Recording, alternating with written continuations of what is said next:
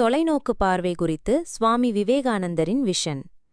எனக்கு 12 அல்லது 15 வயது இருக்கும்போது சுவாமி விவேகானந்தர், உண்மையான அர்ப்பணிப்புள்ள 100 பேரை எனக்கு கொடுங்கள், நான் இந்த நாட்டின் தலையெழுத்தை மாற்றுவேன் என்று சில இலக்கியங்களில் சொன்னதை பார்க்க நேர்ந்தது. அந்த நேரத்தில் இந்த நாட்டில் 23 கோடி மக்கள் இருந்ததாக தெரிகிறது.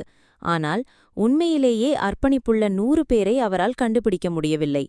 நான் அப்போது நினைத்தேன், என்ன ஒரு சோகம்! விவேகானந்தர் போன்ற ஒரு மனிதர் ஒரு சாதாரண நிகழ்வு அல்ல.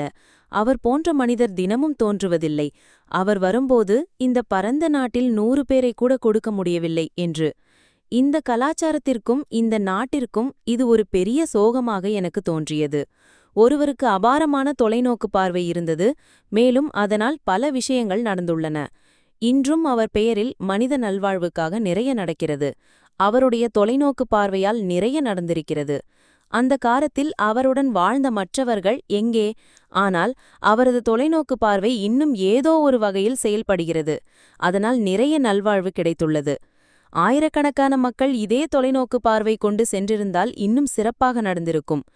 ஒரு கௌதம புத்தருக்கோ அல்லது ஒரு விவேகானந்தருக்கோ மட்டும் தொலைநோக்கு பார்வை இருந்தால் போதாது. மக்கள் தொகையில் ஒரு பெரிய பிரிவினருக்கு இப்படி ஒரு தீர்க்கமான பார்வை இருந்தால் மட்டுமே சமூகத்தில் உண்மையில் அழகான விஷயங்கள் நடக்கும்.